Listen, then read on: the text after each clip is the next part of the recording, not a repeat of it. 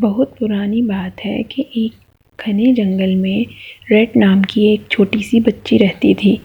Red, جس کے چہرے پر ہمیشہ ایک شرارتی مسکراہٹ اور آنکھوں میں دنیا کو دیکھنے کا شوق ہوتا تھا، اس کی ماں ہمیشہ کہتی تھی کہ بیٹا، جنگل کی گہرائیوں میں مت جانا، وہاں ایک خونخوار بھیڑیا رہتا ہے۔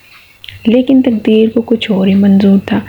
ایک صبح ریڈ کی ماں نے اسے اپنی بیمار دادی ماں کے لیے کچھ کھانا دے کر بھیجا، جو جنگل کے اس پار رہتی تھی۔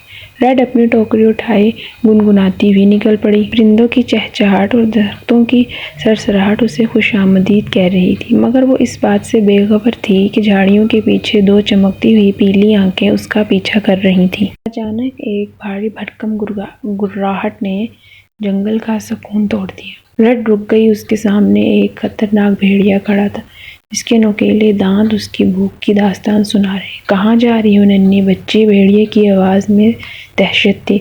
ریڈ کا دل زور زور سے دھڑک رہا تھا، مگر اس نے ہمت نہیں ہاری۔ ماں کی نصیحت یاد آئی کہ مشکل وقت میں ڈرنا نہیں، دماغ سے کام لینا۔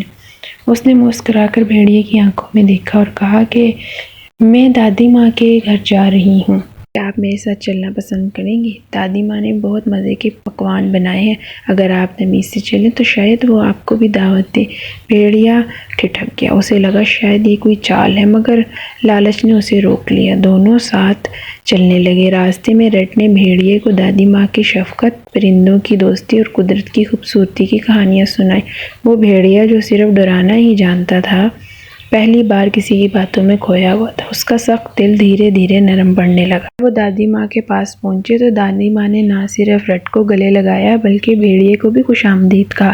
اتنی محبت اور عزت دیکھ کے بھیڑیے کی آنکھوں میں آنسو آ گئے اور اسے احساس ہوا کہ دنیا ڈرانے سے نہیں بلکہ جیتنے سے چلتی ہے۔ اس دن کے بعد وہ بھیڑیا ہمیشہ کے لیے بدل گیا۔